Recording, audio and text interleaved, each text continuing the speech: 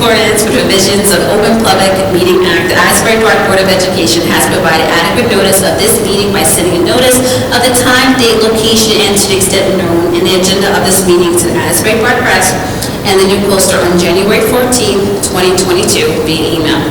Copies of this notice has been placed at the Administrative Building, Billings Board, District Schools, Asbury Park Municipal Building, Asbury Park Police Department, and filed with the City Clerk on January 14, 2022. Our mission statement: Asbury Park School District will provide all students with a comprehensive and progressive education where everyone possesses the skills and character to succeed in a diverse, evolving global society. Roll call, please. Ms. Hollis, Ms. Breach, Mr. Grillo, Here. Mr. LaRocca, Here. Mr. Remy, Ms. Riggs, Here.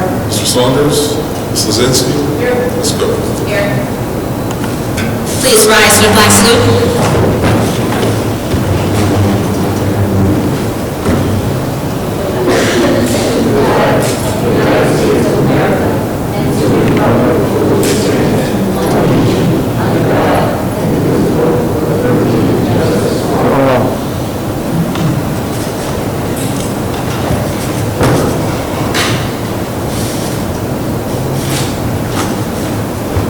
At this time, we'll start with committee reports, and I'll start with athletics. There was not much to report on it, besides going over the reappointment of coaches, and also homecoming is October 7th. Keep that in mind.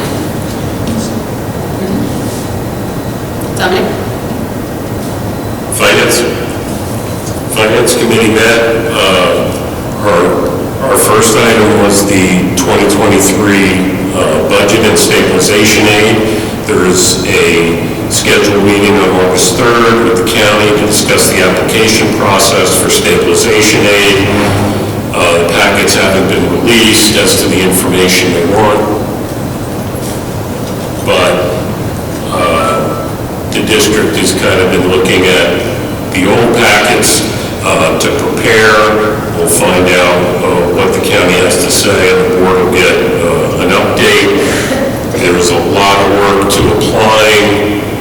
There's limitations in funding, but I think we're leaning toward requesting that the district do apply, although the workload for Mr. Hastings, Ms. Brown will probably increase there to meet that deadline.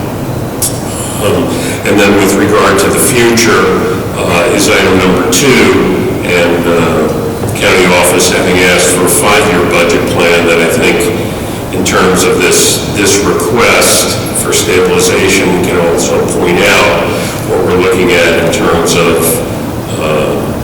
budget needs over the next few years. Third item, architectural services and the ESSER bid proposals. The elevator at the upper elementary school, contract's been awarded, and we're expecting completion in April 2023.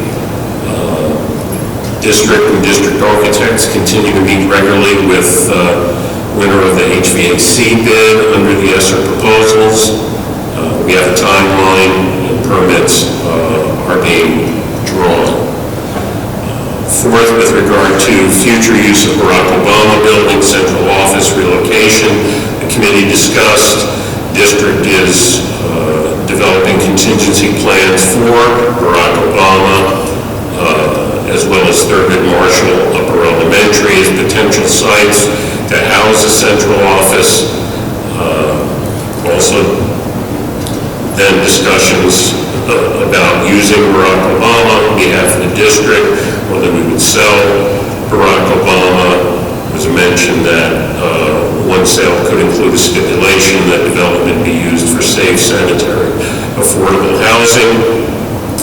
But most importantly, and I think we might make a motion this evening, we think we'd like to, in coordination with the administration, getting information from them, set a separate meeting, board retreat, if you will, but a separate meeting just to discuss facilities, Barack Obama, and try to offer some some guidelines there in moving forward.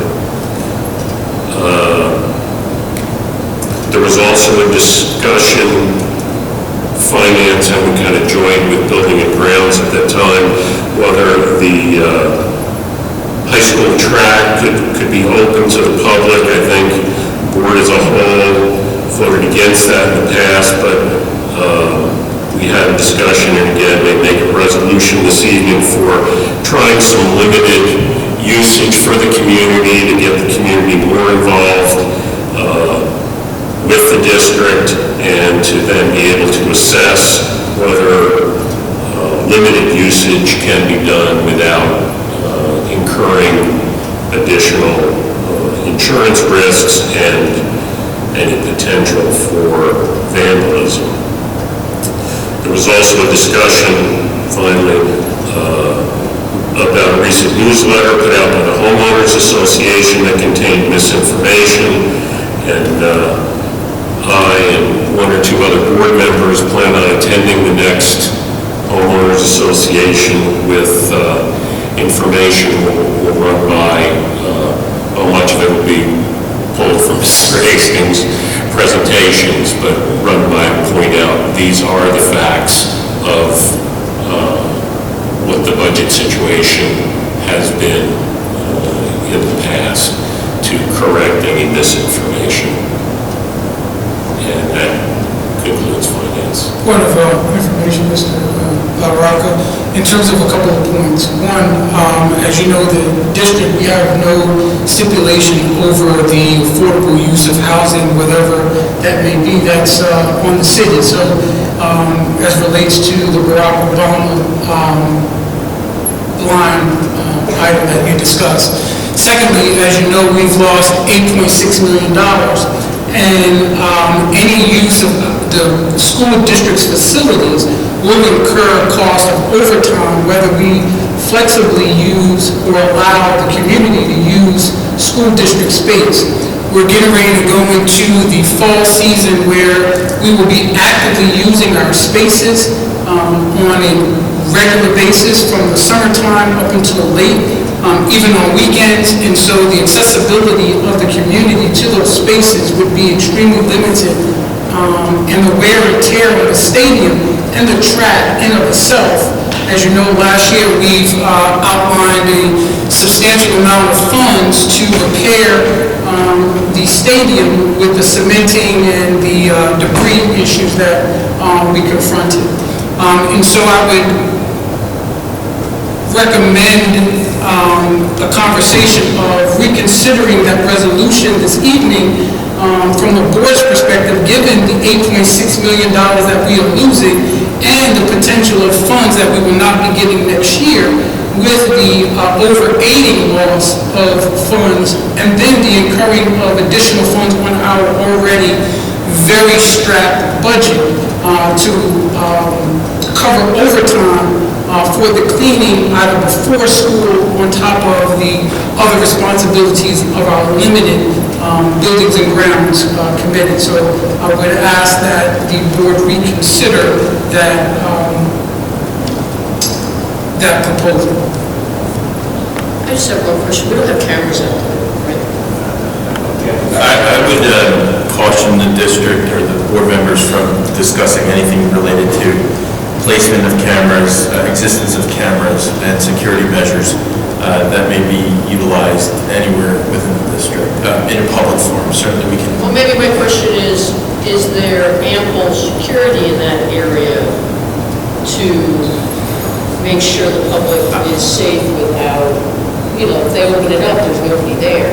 That's the only concern. And to the extent we're going to have that discussion, I just suggest that we do so in closed session. All fair questions, I just think that it should be done in closed.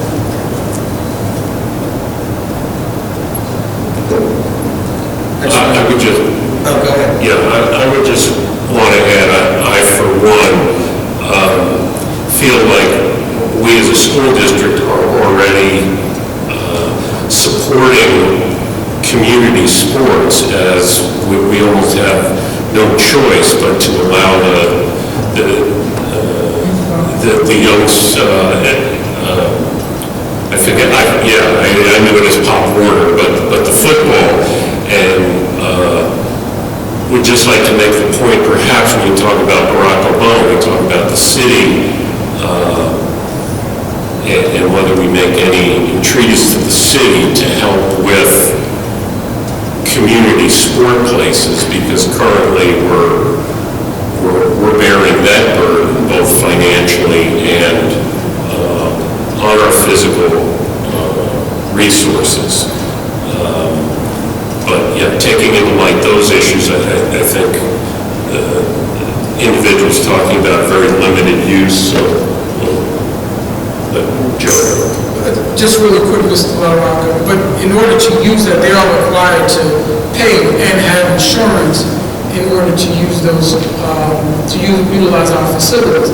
And you did mention a great portion of our reduced rate for the youth organizations to utilize our facilities, whether it's for practice and for games.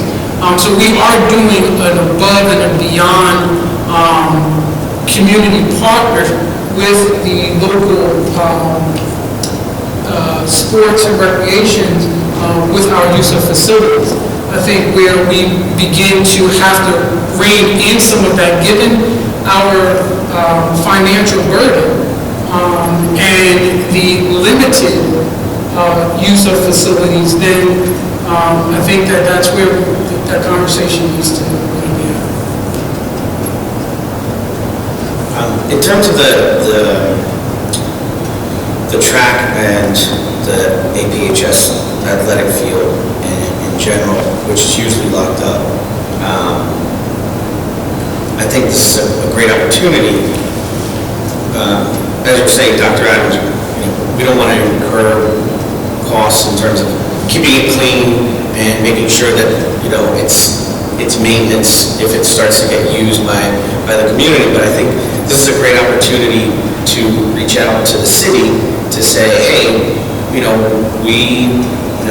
we think that we want to gauge interest in use and open up the track for like a limited time. Can DPW kind of maintain it? So that way the cost isn't all on us, especially since the community at large would then be using it. So I think that having that conversation with the city and making sure that the city invests in this pilot, whatever we want to call it, I think it makes sense.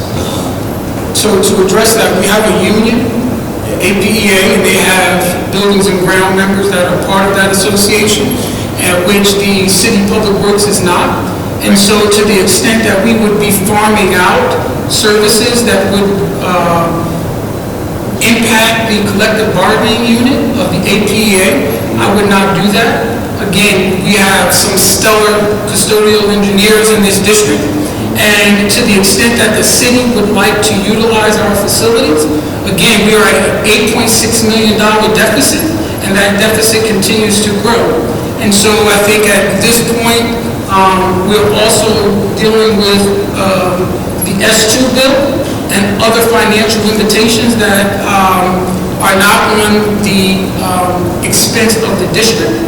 And so I think we need to, really reconsider just the impact and the implications of that. We are providing the recreation space by our facilities for the city. There are no open recreational spaces in the city of Asbury Park other than the school district's facilities. Right. So there would not be Pop Warner practice, there would not be youth baseball, there would not be youth track, there would not be youth soccer without the use of our school district's facilities. And so when we have games and we have those activities, we are a fair and over-fair partner in providing those resources and those facilities to the community at a minimum cost to those organizations. But when we go beyond that, given the continued deficit that we will find ourselves in, the continuation of the S2 bill and the fair funding and the equalization, I think that we need to really strongly reconsider, given that during my presentation, I'll talk about the 5-year plan that we have already submitted and the financial implications that it is impacting us at a dire need of even cutting staff and losing staff. And so when we start overextending ourselves to that manner, we are overstretching and overutilizing our already overutilized facilities. When you think about the football field, when is the last time that the district re-turfed that field? When is the last time that this district resurfaced the soccer practice field by Bradley School? When you look at the field outside of the upper elementary, when is the last time that was treated with new grass, new seed, and the like? We never have enough time to have those facilities rested because we are overextending and allowing those facilities to be utilized by the community. If I may, I just want to follow up with one thing Dr. Adams said about utilizing, like you said, Joe, staff from Public Works, any subcontractor, any kind of idea about that has to be negotiated with the union because it's actually law now. Right.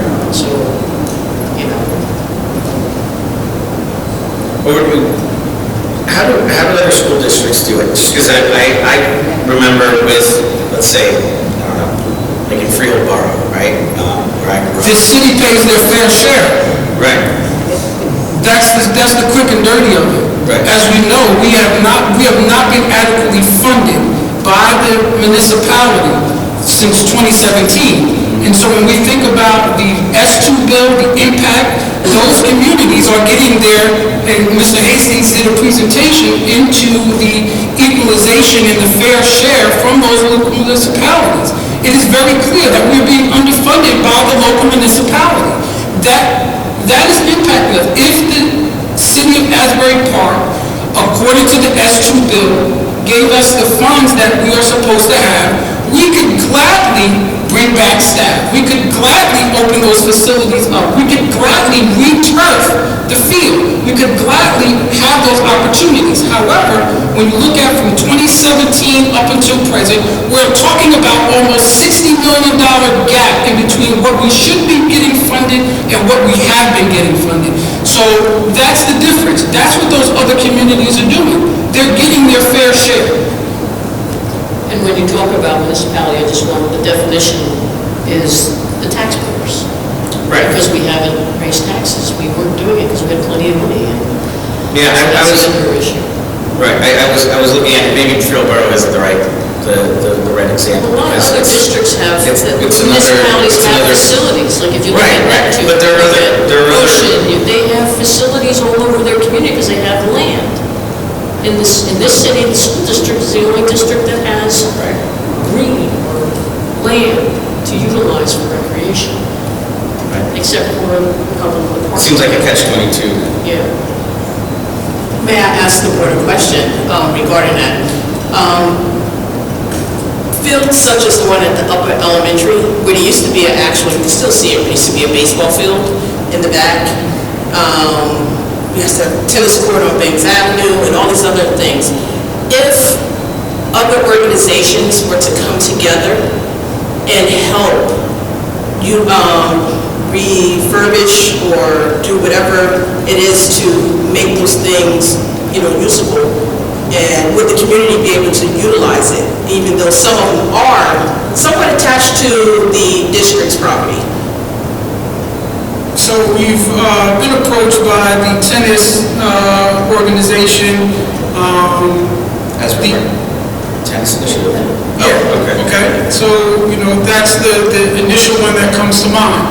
We have to think about the student use first, right? Because when we think about, are we doing this for the community or are we doing this for the students? And at the end of the day, this is not a resort town for students. The students live here.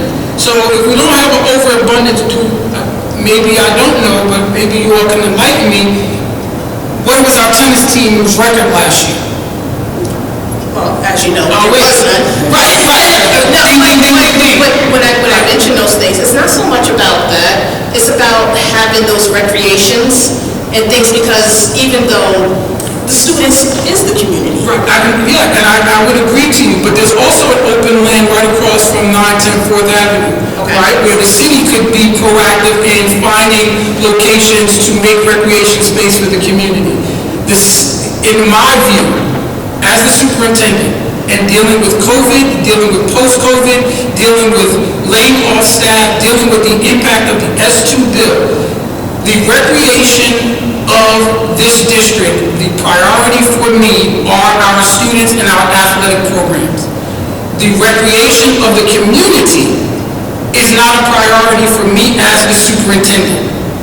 So that will not be a focus in terms of other community partnerships coming in. The YMCA is a formidable partnership for the community to look to do, but when we start talking about the loss of funds that we have incurred this past year, $8.6 million, and since 2017 up until present, almost $60 million in terms of the S2 deficit, we're talking about how that impacts us as a school district, how that impacts us as a use of facility, how that impacts us retaining, supporting staff, all of that. And so when we start thinking about athletics for me is about promoting and producing student athletes and giving them a pathway to college and some of the life skills that athletic gives them. Not about the retired, and no disrespect to the retired community in this town, but having a 9:30 tea time on the tennis courts by Barack Obama. That is not a priority for me. We are losing out on a lot of instruction here in the district, and when I think about the resources that we are lacking and the over expenditure of funds that we will have to incur as a district to provide those resources to the community who have yet to engage in a real hard conversation about the increases of taxes in this community, to me is very troubling. And to me, as the superintendent, the focus will always be students first. Okay, thank you. My concern with that was, I don't know about the 9:30 tea time, so somewhere along the line, I think there's a gap between me and that conversation. Okay, but, the organizations I was speaking of, I think they're looking to correlate, like bring everything together. It's not about exclusion, it's not about the north side of Asbury. A lot of the people I talk to, they want to fix the things on the west side and give the children who are your students, not all of them play sports, or on a team, but a lot of the property does surround the district, and the district does benefit from using it. I mean, we all benefit. The kids who are not on a team and the kids who are on the team. Can I mention one thing though? Just so you know, the basketball courts over on Prospect Avenue, years ago, now it's probably been 13 years ago or so, what the city did is they had a community block grant, and they approached the district, and they had $250,000. They went to the district, and the district and the city had a contract. The city did all the work, and then it had a 10-year contract for usage, and it had to follow certain regulations about notifying if they're going to have an event and all this stuff, because it is still board property. But the the community block grant worked well, but it has to be an agreement about how it's being utilized, and you have to, work with the district about when you want to use it, because it's still the children first are the ones in the school who use it. So that is a way to do it, but you have to talk to the district and have them on board before you go and get the money or whatever. So that's how the city did it. Yeah, there was just a few grants out there and a few organizations who wanted to utilize those grants, and a few people who wanted to, take money from their pockets to help, fix up a few things and add a few things. Just, it wasn't about the adults and the community. Did they come and talk to the superintendent about? No, not yet. It was conversation right now. Yeah, well, I'm sure if people had funds that they wanted to put towards a project, they would go to the district, talk to the superintendent. They would need to send a 501c3 and all the proper paperwork, and it need to be vetted through the the attorney, not to me. And they approach you Right. to initially contact you about what they want to do. I guess a lot of this has to do with the intersection of what Nina was talking about, where when folks say the community, it's not necessarily the retirees per se. Because we have such a lack of green space and recreation space, me neither. But in terms of the community, what we're talking about are the kids that not only go to our schools, but also go to, to charter or whatever, but it's mostly the kids that go to our public schools as well. I look at it also from the fact that because there's such a lack of, maybe a bit away from our purview as a board, but the lack of green space on the west side, we have Springer Park, and then that's basically it. And you see the statistics out there that show that, the more that kids are exposed to green areas and nature and recreation, that it reduces likelihood of depression, likelihood of suicide, all these other things that come with having more green spaces. We're a very fortunate city, but we're also a very unfortunate city that we're so small and we don't have all these green spaces. And I just feel like to test it out just for August, and to kind of bring in folks like the Tennis Initiative, which just won a $350,000 grant from the county, and I'd like to hear out what their plan is, not only to, they want to refurbish the tennis courts, they want to put in a special netting that, can retract so it doesn't get vandalized. Also, how do you maintain it? Like, what's the plan? What do they see as the vision of working with the school district, right? And you're right, we don't have a tennis team, right? And it's something that we actually spoke about in the athletics committee where, you spoke about golf. She spoke about golf, I spoke about tennis, but, one of the things that I remember the first year that I was on the school board, one of the reasons why we were talking about golf and tennis is that a lot of times after college, in business, deals aren't just made in the boardroom, they're made on the golf course, they're made on the tennis court, and at least in my personal opinions, I feel that those are life skills that our kids are going to need if they go into the business world, if they go into just, the professional world. I would just like to see how it would work out, and try a trial basis just for August to see how that would work out for the track. If it doesn't, it doesn't. And then with the tennis court, I'd like to Mr. Garillo, you also need to understand the track. Right now, we're getting ready to walk into the heart of football season for the high school. And I'm a person that uses analogies. Right now, the house is on fire, and we're having a conversation about their dishes in the sink. The house is on fire. We're losing money. The house is on fire. We're having a conversation about the dishes in the sink. I think all of these conversations need to be tabled in terms of limited use, and there is, again, we have and continue to overextend our facilities to the community through the youth sports programs. Students are first. I'm not going to get into the semantics on how and what it will be utilized for adults. The adults have vehicles. They could go to LA Fitness, they could go to Retro, they could go to any number of gyms in or around Asbury Park if they are in dire need of utilizing some of those facilities. But right now, the house is on fire. We lost $8.6 million, and we will lose more. So right now, the priority is getting our fall sports teams, because our cheerleaders practice on that track. Our football team is out there practicing for the fall, which opens up in the next under 40 days. Our Our soccer teams are rotating in on those facilities. And there's weekends and other things that students are giving up. So I just need to be very clear on the priority in terms of this, and this is going back to the athletic committee, but I think it is imperative that we are very clear about the district's focus being on students and the financial burden that we are in right now. So, yes, there are deals made on the golf course, but there are also deals that are being made on the backs of the students in this community as well.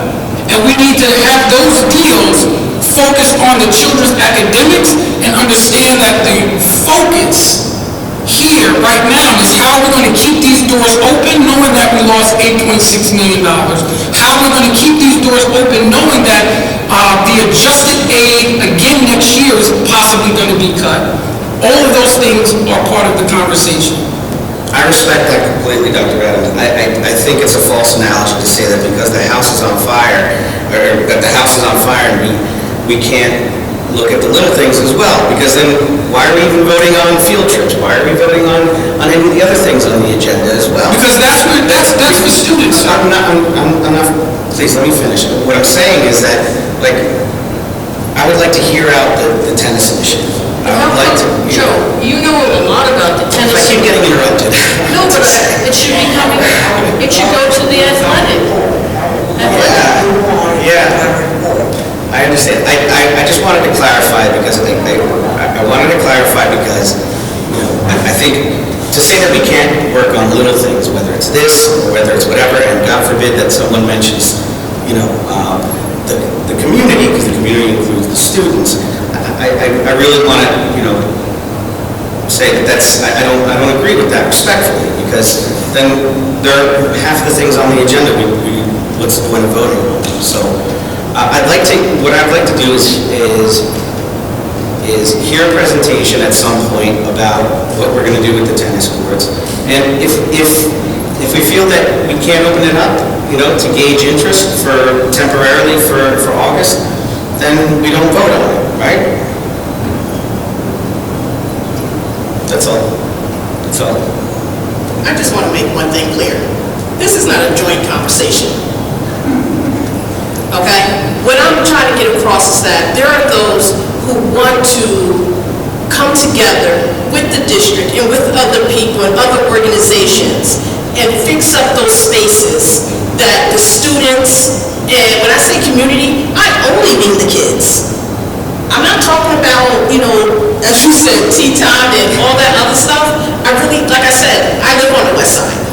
I can't afford, you know, tea time at 9. Okay? I have 2 children. So everything I speak on is solely based on the student-athlete community member, which are between the grades of pre-K and 12. Understand that. I just want to mention something, that the tennis initiative was presented to the board quite a while ago. I haven't heard anything else about it. You apparently know everything that's going on with it. Wouldn't it be, huh? It was online, on the news, that the county board of freeholders, The Monmouth County awarded them a grant. So maybe the thing that they should have done, once Mr. Williams got the grant or was applying for it, should have come to the district and said, this is what I'm going to do. Are you on board? And then keep the district up to date.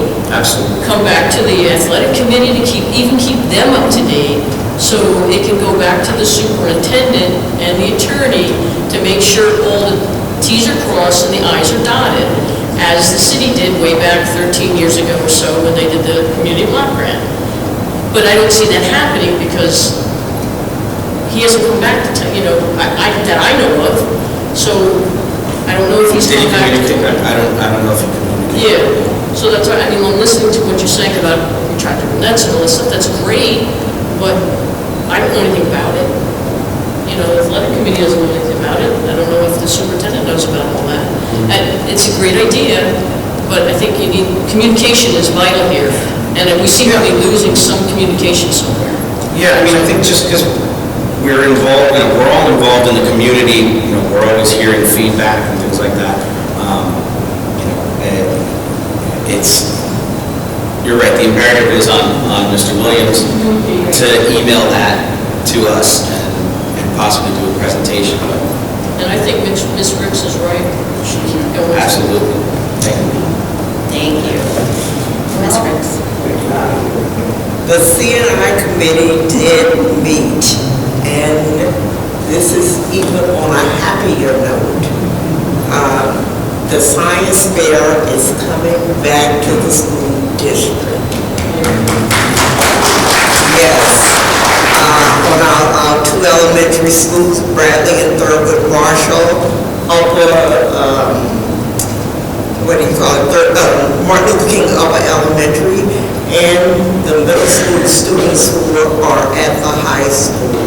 And hopefully, it'll be held in March at a cost of $8,000 to the district, and I think that is well worth it.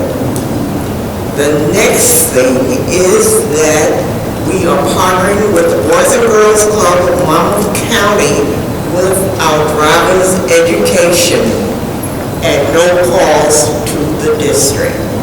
So that is good news. The district is also collaborating with OIADA. I don't know, yeah. All right. Okay, I didn't want to mess that up. This is part of the Ghana project. It's been going on for a number of years, I'm not sure how many.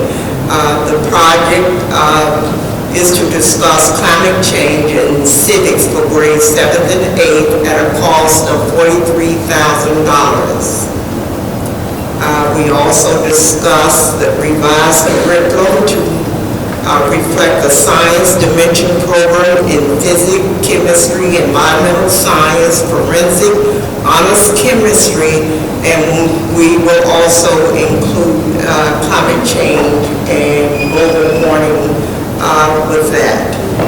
And the very last thing that I have in terms of what the committee discussed is development and submission of the Individual with Disability Education Act, known as IDEA, for this school year, this coming school year.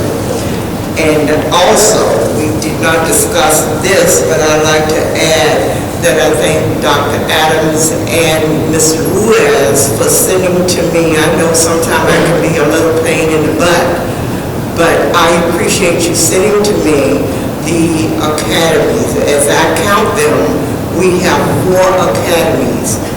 We have the Allied Health Academy, and we have the Law and Public Safety Engineering Academy, and most of these academies are connected to colleges and universities where our kids are earning college credits and certificates.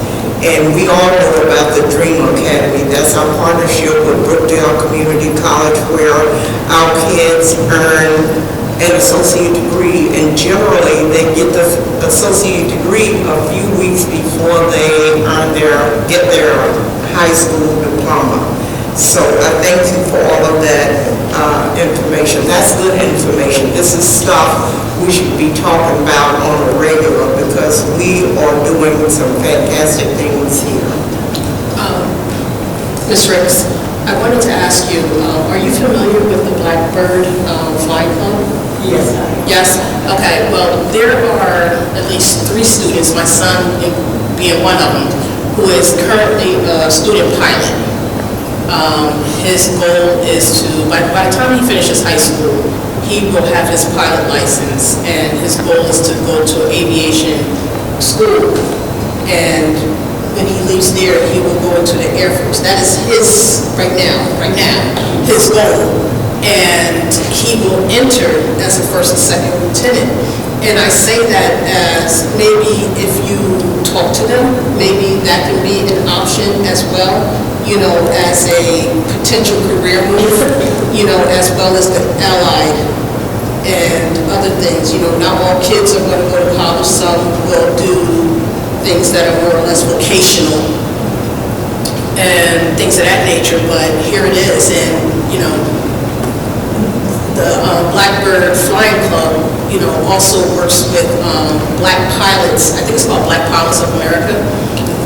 But there's a lot of different organizations around it, and the few students, mind you, I have to be honest, there's a lot of donations, how do you say it, people, you know, funding these things for these students. But I'm sure along the way, you know, I can see it as being a positive.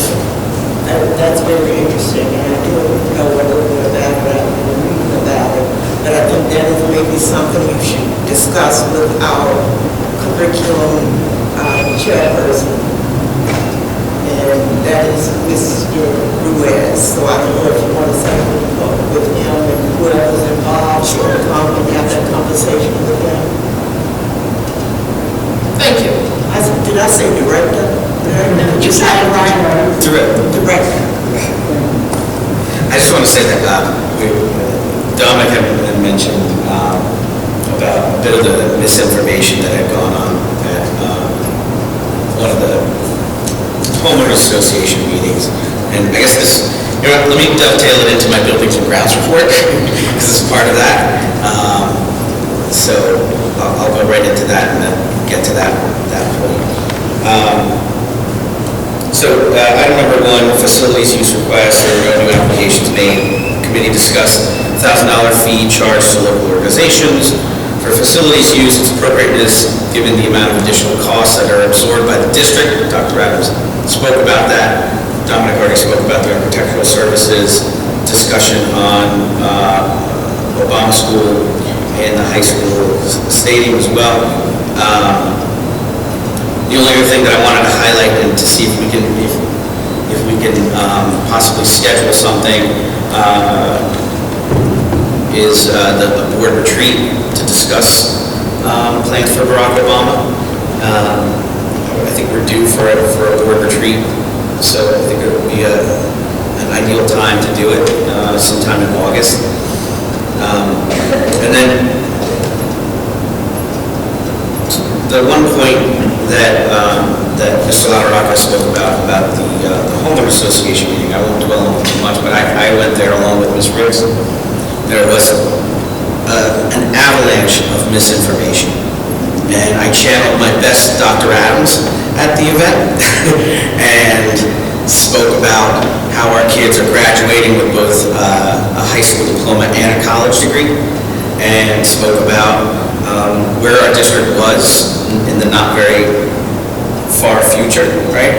And or far past, and where we are now. We really, it may be a communication issue, but there's a lot of misinformation going on out there that I think over time, if there isn't a response to it, even though our main concern is not the community at large, but the students, I think it will begin to start kind of closing the walls in on us a lot. And I did my best. I pushed back, and I'm going to push back again at the next homeowners association meeting. I don't think they have a date for it yet. It's either August 20th or 21st. I spoke to Mr. Modell, who's the president of the homeowners association. Let him know that it would be best to do it on the 20th, because I'll be on vacation on the 21st, and I look forward to pushing back on a lot of the misinformation that he was fed and that was being said.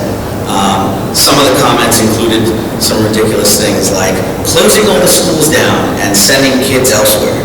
I don't know how that would affect taxes, but if those are the kind of things that are starting to infect our community, just my personal suggestion is that board members be united and present the facts as they are and the reality of the situation as Dr. Adams explained about S2 and what we're trying to do in the district, and also highlighting that our kids are thriving and not that our students are failing, because that was the other thing that they kept saying, is that our kids are not doing well. And since I've been on the board, I've seen a marked improvement in the students' behavior, their intellectual curiosity, and their grades. So that's all I wanted to say about that. I just want to make a comment, because a lot of folks weren't there in terms of, there were only 30 people there, and it's important, to me, I feel it's important to clarify that misinformation, so. I just have one suggestion, Mr. Grillo, about a retreat. If the board president wants to schedule a special meeting for a retreat, I think it would be better to hammer out the 5-year plan with the superintendent, which includes usage or every building, including Barack Obama. And I think that'd be a more productive retreat than just concentrating on one issue, because a 5-year plan is going to encompass everything that's going on. I think that's much more important to include everything, so that would be my suggestion. Yeah, I mean, I think you're right. I think, Obama is one part of a bigger thing, but I think that just kind of lit the spark to say, hey, let's think about doing board retreats. So, thank you. Madam President?